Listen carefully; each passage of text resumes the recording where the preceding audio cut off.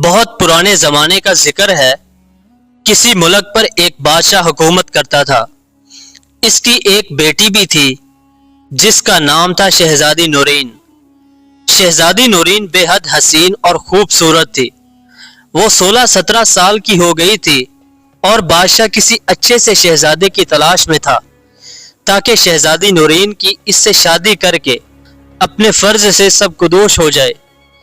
اس بادشاہ کا ایک وزیر بھی تھا جو بے حد لالچی، خود غرض اور مکار تھا۔ شہزادی نورین کی خوبصورتی نے اس سے بھی متاثر کیا تھا اور وہ چاہتا تھا کہ بادشاہ اس سے اپنی بیٹی کی شادی کر دے تاکہ اسے شہزادی کے ساتھ ساتھ تخت و تاج بھی مل جائے۔ اس کی عمر کافی ہو گئی تھی مگر اس نے ابھی تک شادی نہیں کی تھی۔ اس نے ابھی تک کسی سے بھی اس بات کا تذکرہ نہیں کیا تھا کہ وہ شہزادی نورین سے شادی کرنا چاہتا ہے۔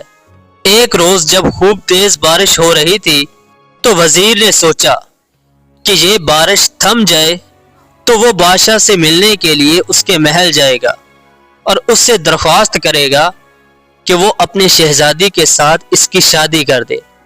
شام کو بارش رک گئی۔ وزیر خوب بن ٹھن کر اپنے مکان سے نکلا اور بادشاہ کے محل کی طرف چل دیا۔ بادشاہ اپنے کمرے کی کھڑکی سے باغ کا نظارہ کر رہا تھا۔ بارش نے تمام پودوں کو نیا نکھار اور حسن بخشا تھا اور وہ بے حد دل فریب منظر پیش کر رہے تھے۔ جب وزیر بادشاہ کے کمرے میں داخل ہوا تو اسے دیکھ کر بادشاہ بہت خوش ہوا اور اس سے بولا، آؤ بیٹھو، ہم ابھی تمہیں ہی یاد کر رہے تھے۔ وزیر اس کا خوشگوار موڈ دیکھ کر دل ہی دل میں خوش ہونے لگا۔ اسے یہ امید ہو چلی تھی کہ بادشاہ چونکہ اس سے بہت خوش ہے اس لیے وہ اپنی شہزادی کی شادی اس سے کرنے پر آمادہ ہو جائے گا۔ وہ ایک مخمل کی آرام دہ کرسی پر بڑے ادب سے سر جھکا کر بیٹھ گیا۔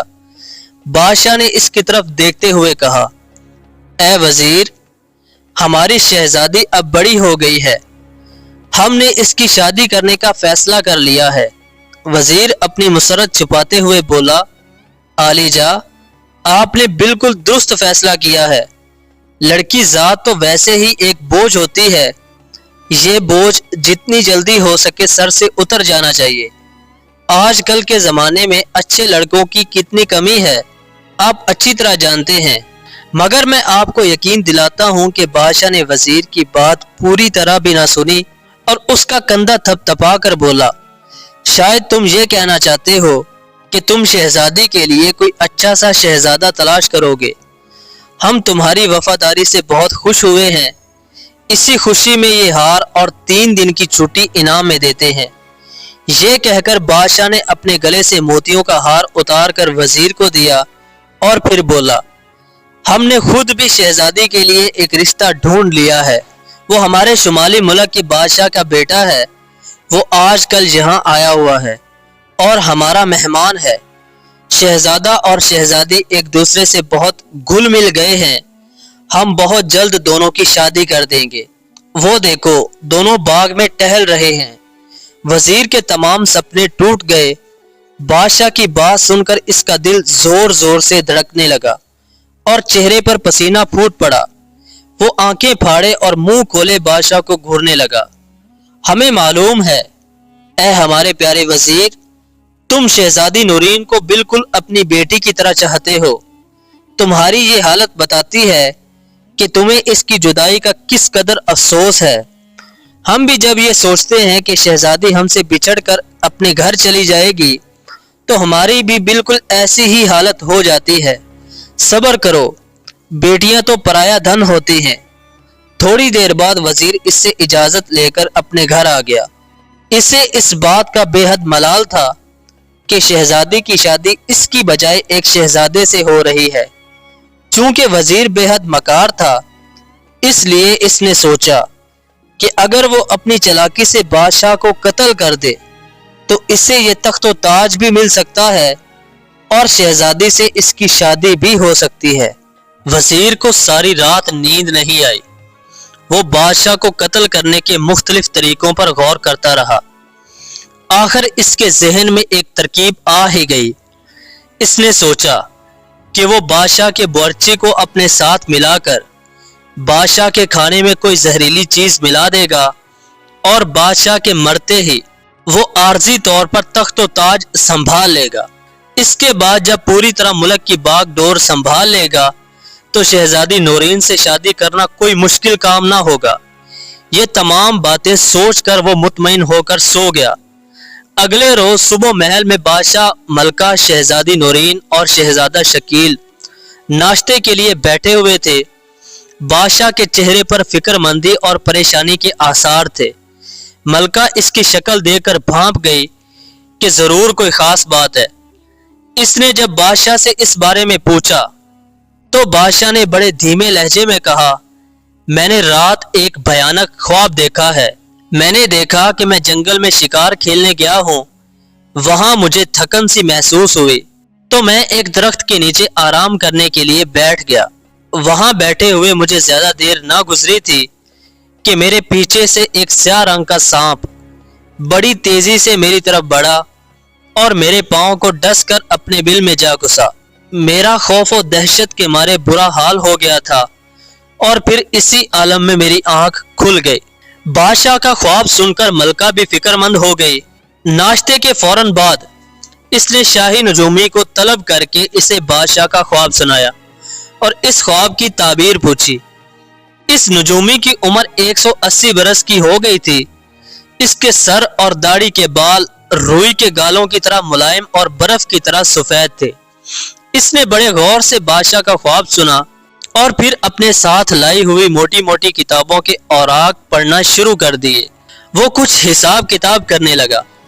بادشاہ، ملکہ، شہزادی نورین اور شہزادہ شکیل جو کہ شہزادی نورین کا ہونے والا شوہر تھا، سب کے سب بوڑھے نجومی کو دیکھ رہے تھے۔ تھوڑی دیر بعد نجومی نے حساب لگانے کے بعد ملکہ سے مخاطب ہو کر کہا، ملکہ صاحبہ، خدا بادشاہ سلامت کی عمر دراز کرے، ان کا ایک دشمن پیدا ہو گیا ہے۔ وہ موذی ہر قیمت پر جہاں پناہ کی جان لینا چاہتا ہے۔ بادشاہ سلامت نے جو سانپ دیکھا تھا وہ اسی دشمن کی طرف اشارہ ہے۔ میں اپنے علم سے صرف اتنا ہی پتہ چلا سکا ہوں، اس دشمن کا نام نہیں بتا سکتا۔ پھر بھی میں اتنا ضرور کہوں گا کہ اگر اس دشمن کو نہ پکڑا گیا تو وہ اپنی عیاری اور مکاری سے عالی جا بادشاہ سلامت کو ضرور نقصان پہنچا دے گا۔ نجومی کی بات سن کر ملکہ کے ہوش اڑ گئے۔ بادشاہ بھی غمزدہ ہو گیا اور شہزادی نورین کی آنکھوں سے ٹپ ٹپ آنسو گرنے لگے۔ شہزادہ شکیل شہزادی نورین کو روتا دیکھ کر بے چین ہو گیا۔ اس نے بڑے پرعزم لہجے میں کہا، پیاری شہزادی، تم رنجیدہ مت ہو۔ میں جب تک زندہ ہوں انشاءاللہ بادشاہ سلامت کو کوئی بھی شخص نقصان نہیں پہنچا سکتا۔ میں تم سے وعدہ کرتا ہوں کہ تمہارے پیارے ابا حضور کے دشمن کو بہت جلد ان کی خدمت میں پیش کر دوں گا۔ شہزادے شکیل کی بات سن کر شہزادی نورین کے لبوں پر مسکراہٹ پھیل گئی۔ بادشاہ اور ملکہ نے بھی اطمینان کا سانس لیا۔ انہیں امید تھی کہ شہزادہ شکیل اس دشمن کو پکڑنے میں ضرور کامیاب ہو جائے گا۔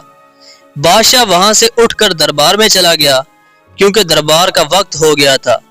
ملکہ اپنے دوسرے کاموں میں مصروف ہو گئی اور شہزادی نورین کی چند سہیلیاں آ گئی تھی۔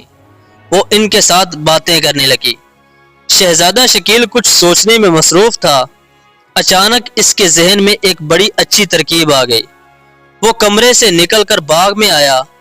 اس نے دیکھا کہ بادام کے درخت پر ایک طوطا بیٹھا ایک پکے ہوئے بادام پر اپنی چونچ مار رہا ہے۔ شہزادہ شکیل بہت ہی آہستگی سے درخت پر چڑھا اور طوطے کو پکڑ لیا۔ پھر اس نے طوطے کو ایک بہت ہی خوبصورت پنجرے میں بند کیا۔ پنجرہ سونے کی تیلیوں کا بنا ہوا تھا۔ شہزادہ شکیل طوطے کا پنجرہ لے کر دربار میں پہنچا۔ بادشاہ اپنے تخت پر بڑے باروب طریقے سے بیٹھا ہوا تھا۔ تمام درباری فرش پر بچھے قیمتی قالین پر بیٹھے ہوئے تھے۔ شہزادے شکیل نے بادشاہ سے کہا، جہاں پناہ، میرے ابا حضور نے یہ جادو کا طوطا آپ کے لیے بھیجا تھا، اسے قبول فرما کر شکریہ کا موقع دیں۔ یہ طوطا آپ کو ہر جمعرات کی صبح آپ کے دشمنوں کے ناموں سے آگاہ کیا کرے گا۔ کل جمعرات ہے، یہ جس شخص کا بھی نام لے سمجھ لیجئے گا کہ وہ آپ کی جان کا دشمن ہے۔ بادشاہ سمجھ گیا کہ شہزادہ شکیل اس کے دشمن کو پکڑنے کی فکر میں ہے، اس نے پنجرا لے کر اپنے پاس رکھ لیا۔ تمام درباری اتنا بہترین اور عجیب و غریب طوطا دیکھ کر واہ واہ کرنے لگے، مگر وزیر کی حالت عجیب ہو گئی۔ اسے اپنی جان خطرے میں نظر آنے لگی، چونکہ وہی بادشاہ کا دشمن تھا، اس لیے وہ اس جھوٹ موٹ کے جادو کے طوطے سے خوف زدہ ہو گیا تھا۔ دربار سے فارغ ہو کر بادشاہ نے طوطے کا پنجرا باغ میں سیب کے درخت پر لٹکا دیا۔ رات ہوئی تو وہ سب لوگ سونے کی بجائے ایک کمرے میں چھپ کر باغ کی نگرانی کرنے لگے۔ آدھی رات گزرنے کے بعد انہوں نے دیکھا کہ وزیر باغ کی دیوار پھاند کر اندر کودا اور طوطے کے پنجرے کو درخت سے اتارنے لگا۔ اس کے ہاتھ میں ایک چمکتا ہوا خنجر تھا۔ وزیر نے سوچا تھا کہ وہ طوطے کا خاتمہ کر دے گا تاکہ طوطا بادشاہ کے سامنے اس کا نام ہی نہ لے سکے، مگر اس نے جیسے ہی پنجرے کا دروازہ کھولا ویسے ہی بادشاہ، ملکہ، شہزادی نورین اور شہزادہ شکیل کمرے سے نکل کر اس کے سامنے پہنچ گئے۔ شہزادہ شکیل نے کہا، بادشاہ سلامت، آپ کا دشمن پکڑا گیا۔ یہی ہے وہ شخص جو آپ کو موت کے گھاٹ اتارنے کے منصوبے بنا رہا تھا۔ بادشاہ کی آنکھیں غصے سے انگارہ ہو گئیں، وہ خوف کے مارے تھر تھر کانپ رہا تھا۔ بادشاہ نے اسی وقت چند سپاہیوں کو بلوا کر وزیر کو گرفتار کر لیا۔ وزیر نے اپنا جرم مان لیا تھا اور اس جرم کی وجہ سے اس کی ساری دولت ضبط کر کے اسے ملک بدر کر دیا گیا۔ ملکہ اور بادشاہ شہزادہ شکیل کی ذہانت سے بہت خوش تھے۔ چند دنوں بعد شہزادی نورین اور شہزادہ شکیل کی شادی ہو گئی اور دونوں ہنسی خوشی رہنے لگے۔